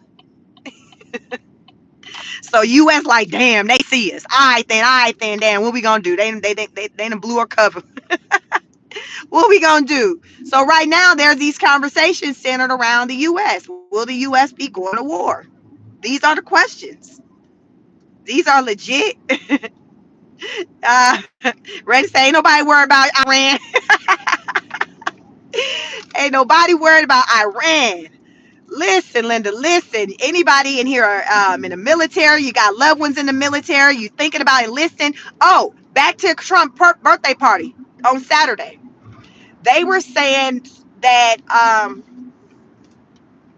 that the parade was also like advertisement for the military. Yes, so putting on the parade and just highlighting the army, showing like the vehicles, they were like, that's advertisement. They were trying to bring attention to the military. I said, well, damn, it sounds like they gonna need to, because the way it's on and popping and how U.S. hands all up in everything, hell, they might gonna be needing some more people if we about to be possibly having a war popping off. But yes, so that is something. So I'm curious to know, like, coming off of the birthday party situation, or for the month of June, what the numbers are going to look like as far as with applicants and things like that. Will they, see a difference, or feel like, hey, as a result of the parade, that their numbers went up? Because as of late, the numbers have been pretty good for military enlisting in all branches, not some, but like all. Ever since Trump, really, once he got the the vote back in November, they was like, they started seeing a increase in military enlistings. Because before they was like below, underneath Biden, but nobody damn want to be in there with Biden. So the numbers were low when Biden was, running the show. But then came November and Trump got the vote to be, our next, president or whatever. Then they said instantly you seen the numbers going up. And then now in 2025, they were like, the numbers are numbering, and like they're going up. They're going up. So with the talks, with these conversations centered around war and things like that, we may, if we ain't already in it, I don't need, from what I understand, I haven't heard nothing announced that we are in any war, but I've been seeing a lot of like headlines centered around conversations about war. So Stay vigilant. I don't, let me see. I do have a family member, my probably second cousin. She just enlisted. So she graduated high school last year. She lives in California. I don't know where she's now deported, but is that the word? I think it is. For military is deport. So I don't know where she at. She's in the Marines, so I don't know where she at right now. But she's from California. But yeah, so she's what, like 19 now, a young lady. So I thought about her, like if there is a war and when they have to deploy, that's not deport, deploy. Is that the word I'm looking for? So if she has to be, she may have to be deployed. Deployed. Thank you, Ethan. I'm talking about the damn deport. Deployed.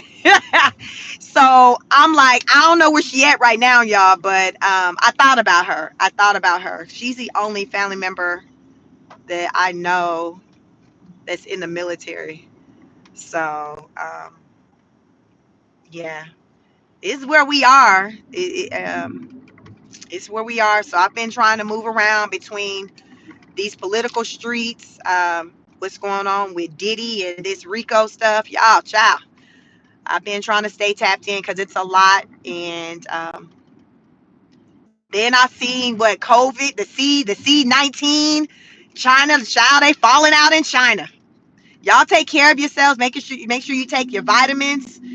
Wash your hands. Do whatever, because it's that time right now. It seems like the C-19 is kind of circulating. There's another variant or something, and I was listening to this news report with China, child. They was they didn't show the people faces, but they even had their voices kind of changed so the people wouldn't get. Because y'all know over there in China, you can't be damn thinking you finna be talking and saying something that's against the regime.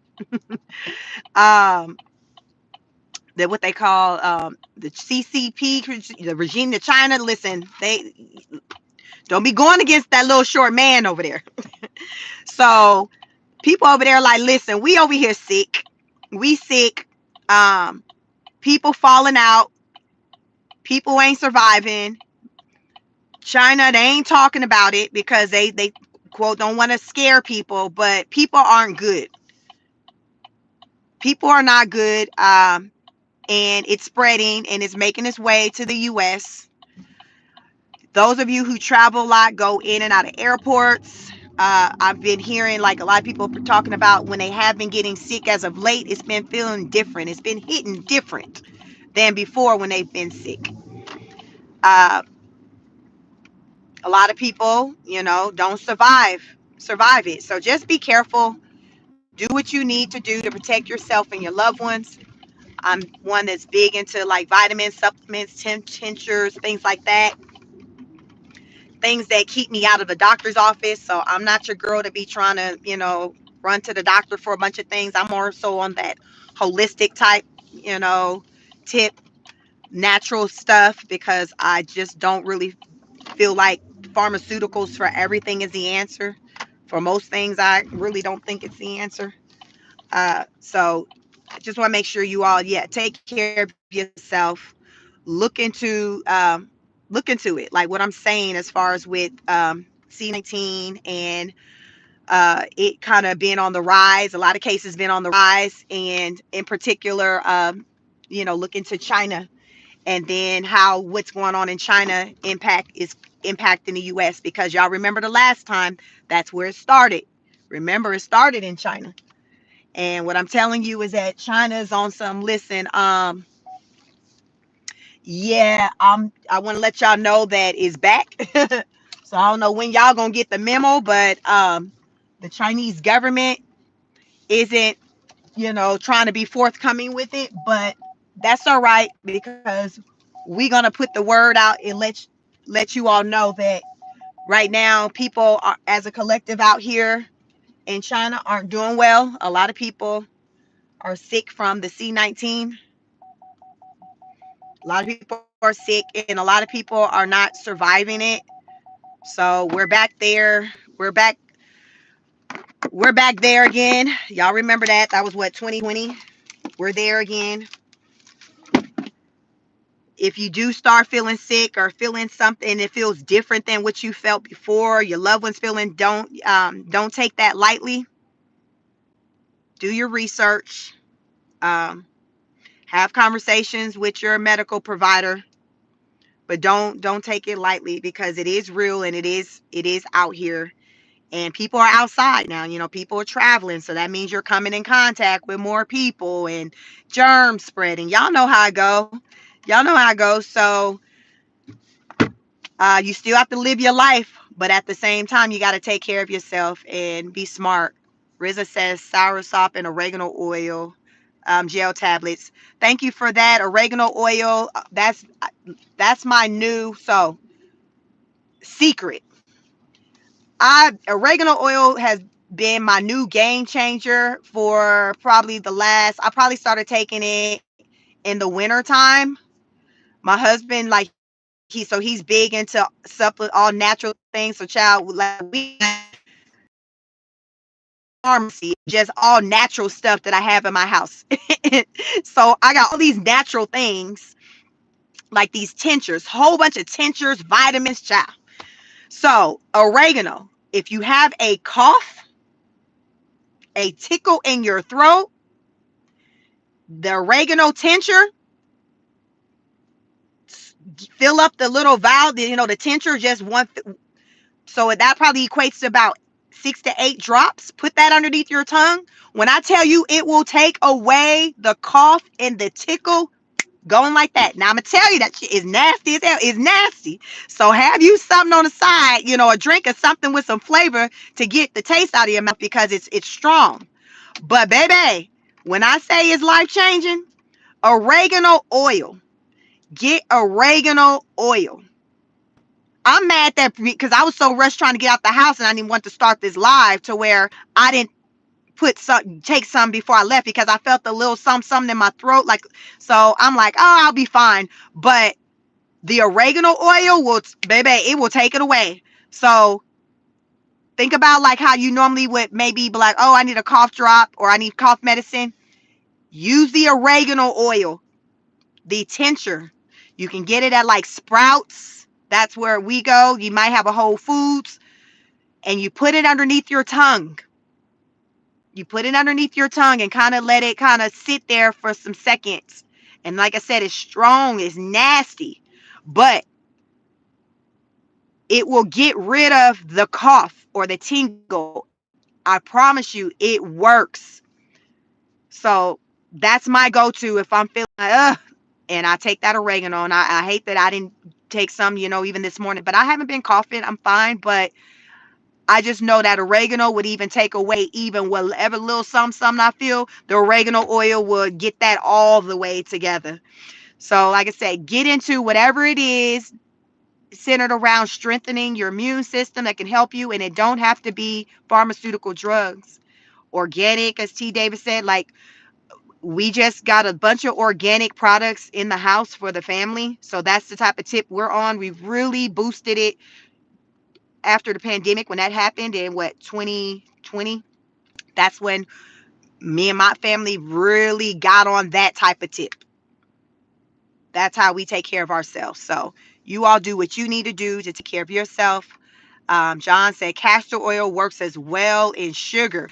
I've never used castor oil for anything as far as with like for curing anything. I've just used it mainly just like with my hair, things like that.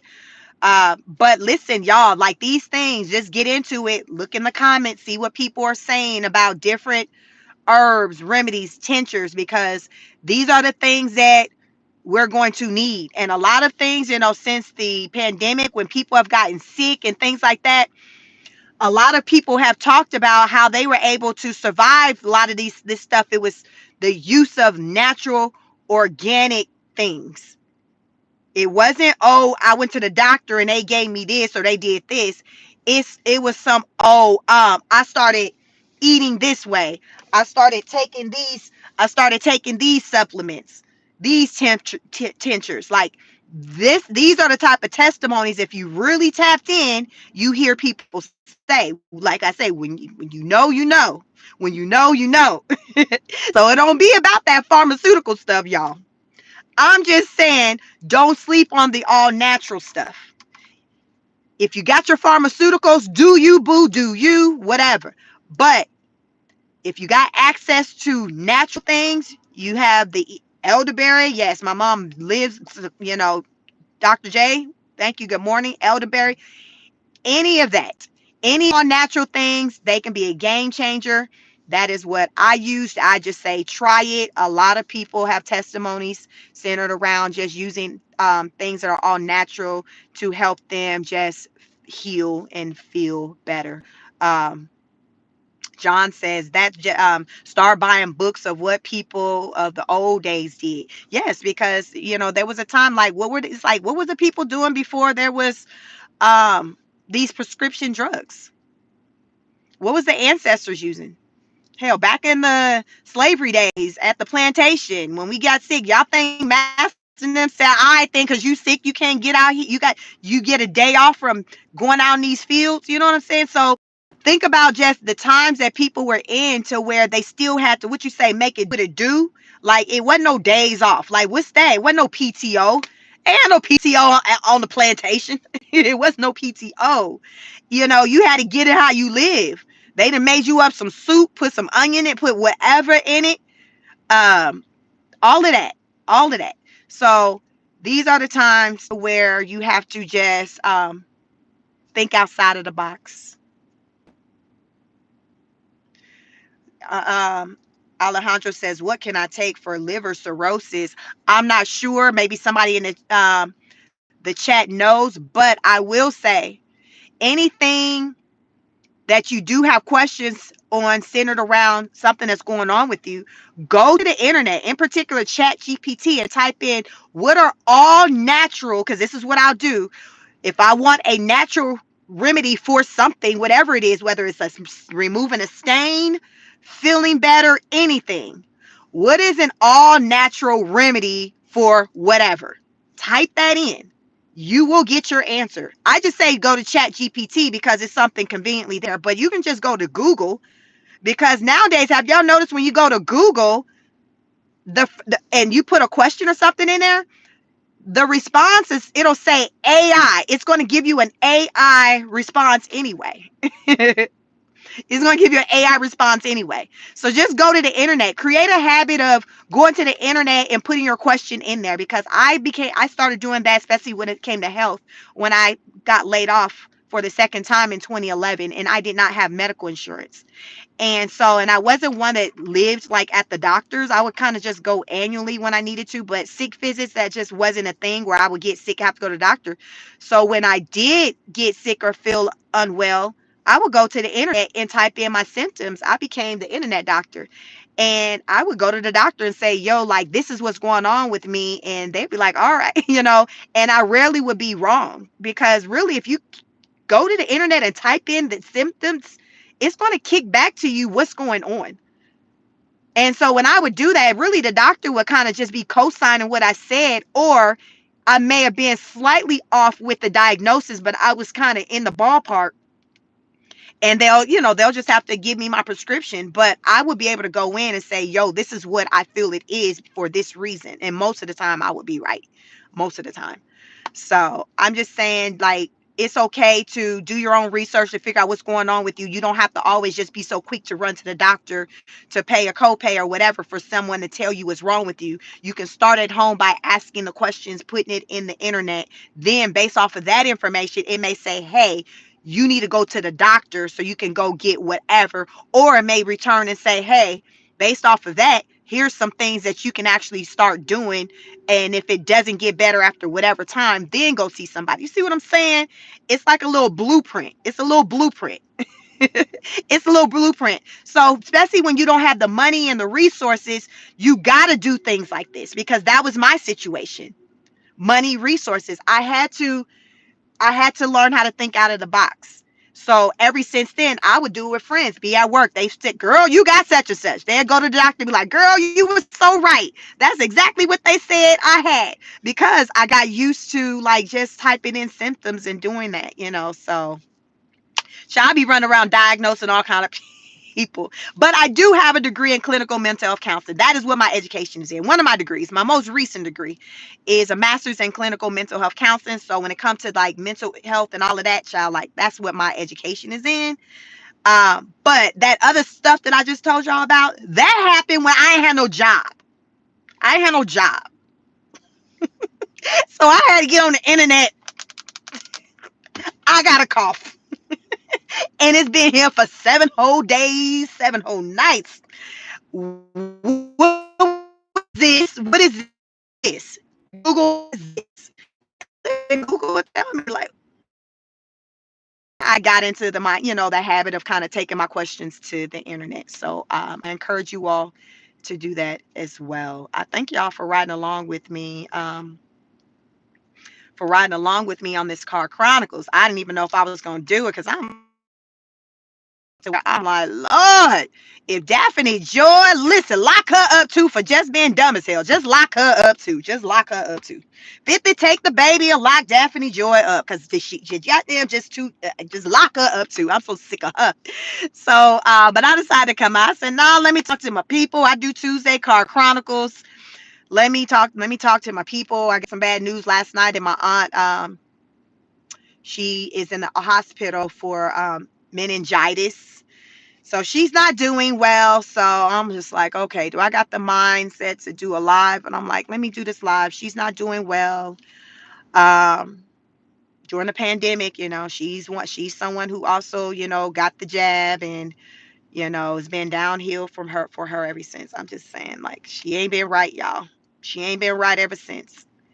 She hasn't been right. So definitely, feel like she's dealing with injuries from that. And for many people who didn't survive the injuries.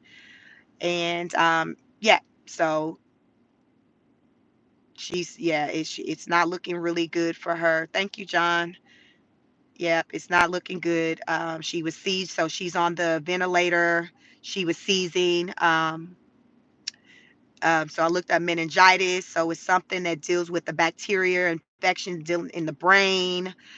And like I said, she ain't been right since thank you, T Davis. She hasn't been right since she got jabbed. Like there's so many people who haven't been right since then. And that's why I encourage you all to seek out other ways to take care of yourself. What they say is more than one way to skin a cat. And so just explore your options. Just explore your different options, because sometimes it can make a difference on just you been here or not, just been here or not. So just don't be closed minded. What I learned with everything with this pandemic is that we cannot be closed minded to anything. Things that may sound crazy, it just may be that very thing, that answer. It just might be the answer. It just might be the answer. Bleach just might be the answer. It just might be the answer. Um, Vaccine injury is a thing. Yo, it's an entire thing. And now we know it's a thing because even like they've had Congress like meetings with the Congress. Is that with the Congress meetings? Y'all seen those meetings where they had with the Moderna, where they had to speak to the injuries for the Moderna that was taking place over the last couple of weeks. I tapped into that. So it's no longer what I call underground news when you hear about vax injuries and things like that. Y'all, it's an entire thing. It's now kind of being talked about, and people can no longer be in denial about it. It is a thing. Many people, many of you may have the injury or know someone who has the injuries. Some who are still living with them, many who are no longer with us. So that's what this group of people had to talk before. I think they were Congress, not sure, but it was one of those like those little meetings, y'all know, where they'll have the people having to explain themselves, about what they did or whatever.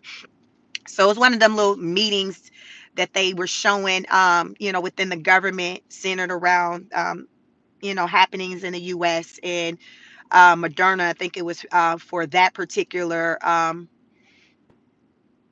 company. I don't know if Moderna is that the company or is it the product, whatever, but it was the Moderna, and it was centered around the vax industry and injuries associated with them.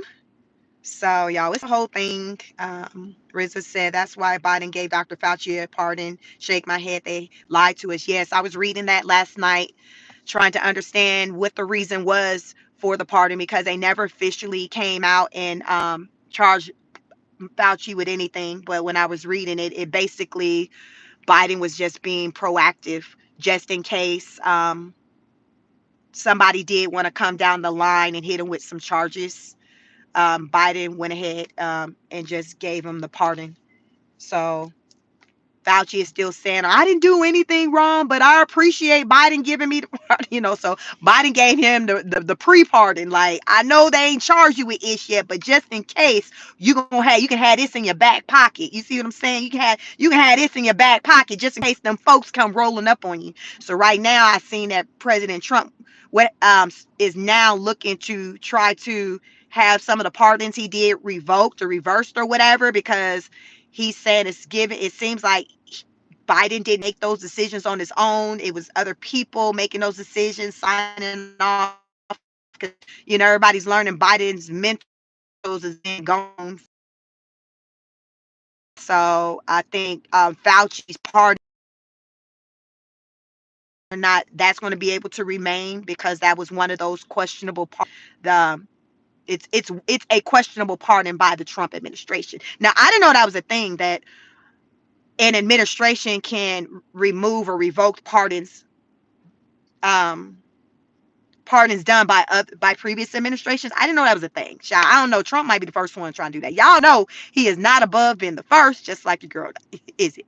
So yeah. So I didn't know. So I'm like, oh, you can do that. So yeah, he's looking into trying to reverse some of the pardons, and Fauci's would be one of them. Fauci's would be one of them. So, and I would be here for that because I do feel like, a lot of this nonsense took place, and with he's all up in that. RZA said, I didn't know you can pre-pardon anybody. Hell, I didn't know either. We learning a lot of things. We are learning a lot of things. These are different times. I know I've learned a lot of things. I was just saying, in these last 5 years, you all, I'll be 45 this year, and I turned 40 during the pandemic, 2020. I had a 40th birthday. I didn't even want to go through with the party, but my mom and my family, that went all out, and I did it anyway. But I'll be 45 in October, and these are different times. These are different times. But the one thing that I would say that coming out of these times, I live my life. I live in my truth. Unapologetically me, and I believe in just doing all the things that you want to do and waiting for the next person, waiting for just do it.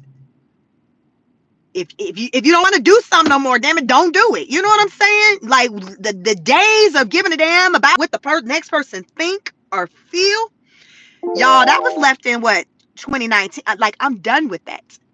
I'm done with that. Do you, boo, do you. Be unapologetically you. Say it with your chest. If that's no, listen, I said no. It is what it is. If the answer is yes, hey, I'm 10 toes down with you. Yes. But just living your truth. Life is short. And as I said, my aunt, my mom's, she's the oldest of the 5 siblings. So my mother's second. So it's her older sister. She's only now 64. She turned 64 in April. And yeah, like these are, this has me to just do what I do and live in my truth and be me. Be me. And I encourage for each and every one of you to do that. That's the message for today. Be unapologetically you. Take care of yourselves and one another. Have you on the taking care of yourself. Show yourself self-love. Just because somebody do something don't mean you got to do it.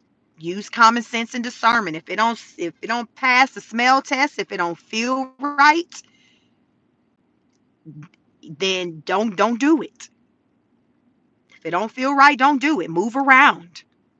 Do your research. Don't A lot of people have gotten caught up in doing things because somebody told them to do it. They said, well, you should do this. Well, why? Well, just because everybody else is doing it. So the church, they done said, the pastor said, we need to do this. Listen, pastor said, this is what we need to do. So we gonna do it. Mm-mm.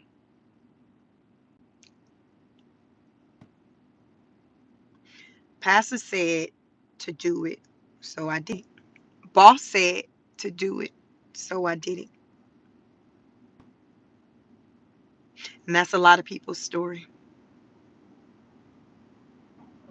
Mama said to do it. So I did it. Daddy said do it. So I did it. And then you have those people who you come across and they say, all those people said to do it, but I still chose to not.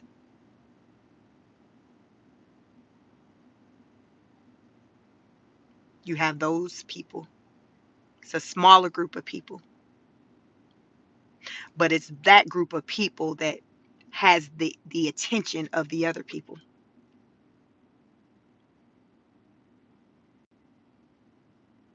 Yeah. So with that being said,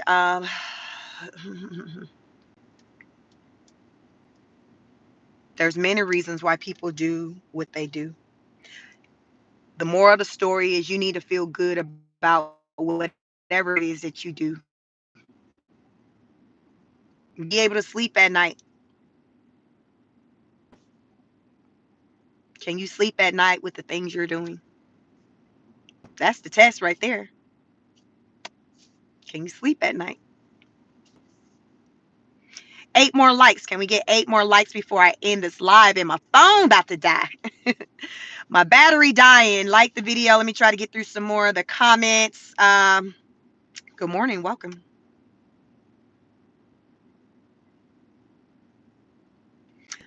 Come on. Let me see. John said, doctors only want paycheck. When you know, you know.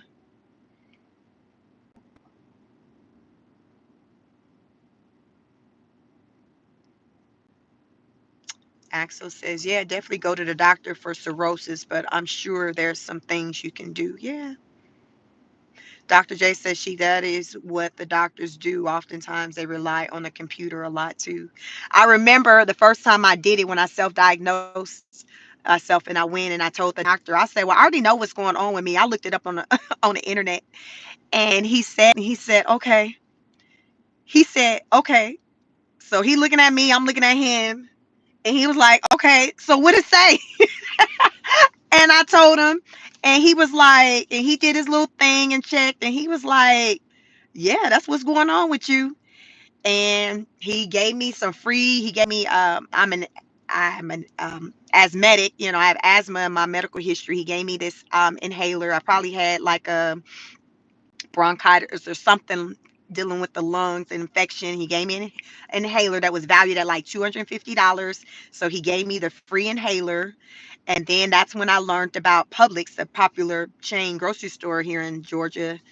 And he told me they had $5 antibiotics. And so he wrote me out a prescription for me to go and get that feel.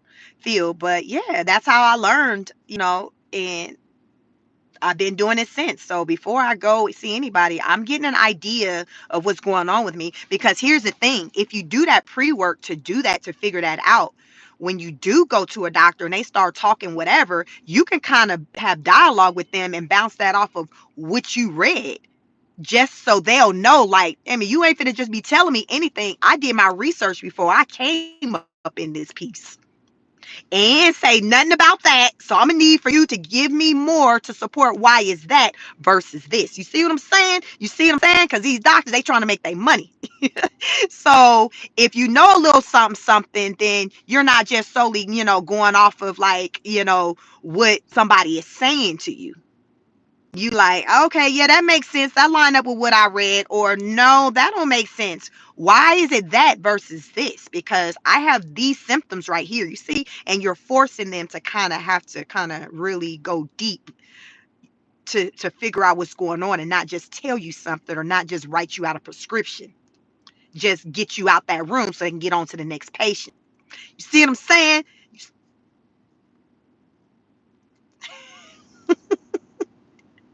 This is what I started doing. I ain't had no job. You do what you gotta do.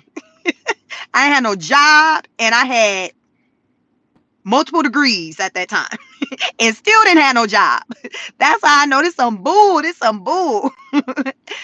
This some bull, y'all. These times we live in, listen, we work too hard, y'all. It's like, Lord, we work too hard, you all, to be experiencing a lot of what we experience. It's just like, is this real life? Get out of here. Give me 4 more likes. Thank you for tapping in. Just tap the screen, see if we can get to 1 hour. We end this live. John says, turn on some waterfalls or some mystic music. It will help you sleep. Yep. Every night I listen to meditation music. Every night. I've been doing that for probably years, or, like every night, like I listen to music, and there's different ones. I may change it up and it might be something centered around healing or something of the body, but just different sounds. And I just listen to them from YouTube. Go to YouTube, type in meditation sounds, and it'll come up. Bigger says, bigger than the most fitness motivation. Hey, what's up? What's up? Good morning. Yes, listen to meditation. Even if you got like a headache, you can listen to like meditated, like music and things like that, and that will like help your headache.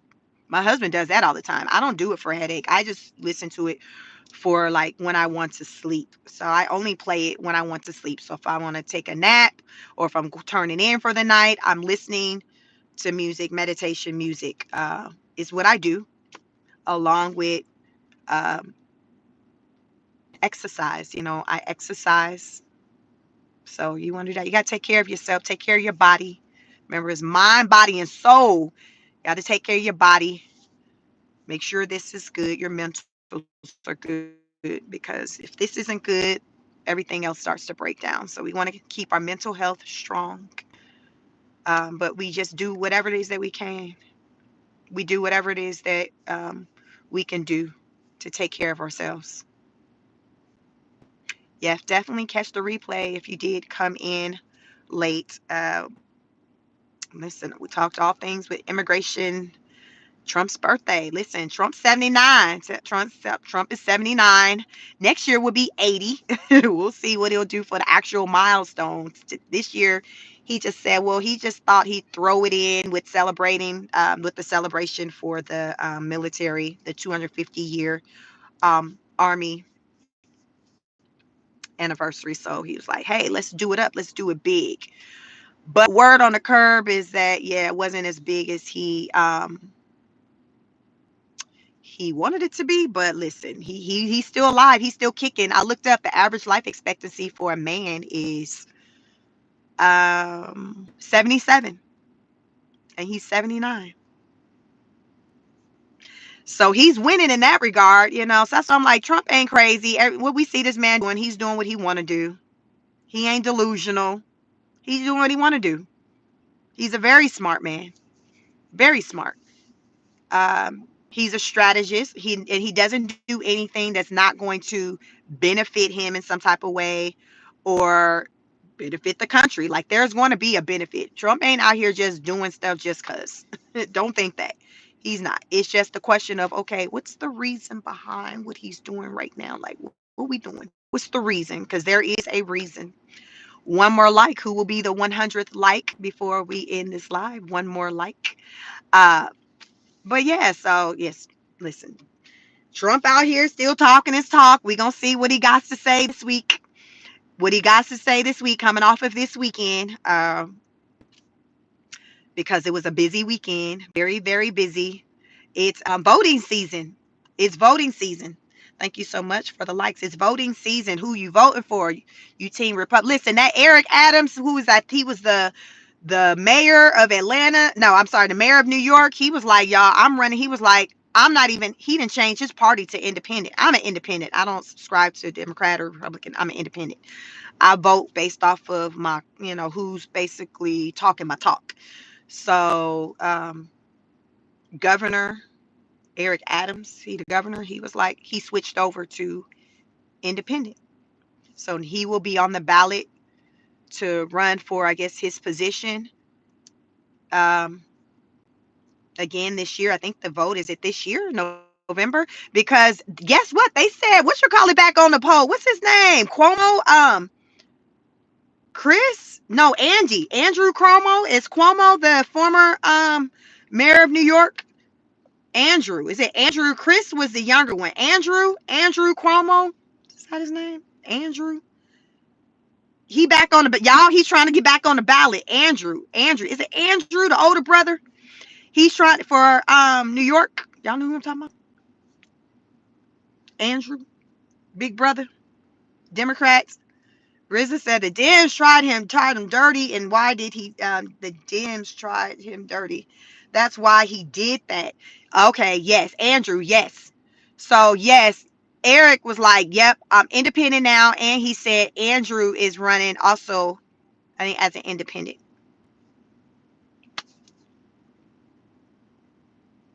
Yeah. So I saw that this morning before I went live. So y'all, it's a lot going on. Stay vigilant. It's a lot going on. But I thank each and every one of you. Y'all, my phone about to die. So I am going to let you all go. Listen, it's Tuesday, Taco Tuesday. Have a taco. Go to Real Taco. Y'all got a Real Taco near y'all? That's the new hot spot here in Atlanta that's popping up. Real Taco. We took my husband there for Father's Day. I hope you fathers out there that's doing what you're supposed to do. I hope y'all had a wonderful Father's Day on Sunday. I want you all to have an awesome, wonderful, blessed day. Thank you so much. You all have a wonderful day. Make sure you have the notification bell on so you know when I go live. Sheik, I see 96. What number do you see? I see 102. Thank you, Dr. J. I see 102. So, yeah, keep your notification bell on so when I go live, you'll know when I go live. I don't know when I'm going to go live again, y'all. I do Car Chronicles on Tuesdays and Wednesdays when I go in the office. So it may be in the morning, and sometimes I'll do it in the afternoon when I'm leaving from the office. So I don't know, y'all. It's a lot going on in these streets. So we'll see how I feel and if my phone charged enough. So until the next time, you all take care of yourself and one another. Oh, and before I go, thank you, awesome mods, for holding me down today. Dr. J, RZA. I don't know if virtuous or just say win in here. But yeah, thank y'all for holding me down. Hopefully it wasn't too crazy in here. But I'm glad I did go live because I didn't know, because the information I got about my aunt last night, I'm like, I don't know if I'm doing a live, but I came through. And thank you all for coming through to support. Catch my video, my live that I did on Saturday for Trump's birthday party, and catch the one I did 2 weeks ago for the protests slash riots in Los Angeles. That was the Sunday before last. So you all get into the content. If you're new over here, subscribe. Welcome. I am Sheik. My channel is Sheik Speaks, and we talk all things politics, all things that's just going down in these in these American streets. I just talk my talk on YouTube. Listen, that's just what I do. But I will catch you on the next broadcast. Happy Tuesday. Peace.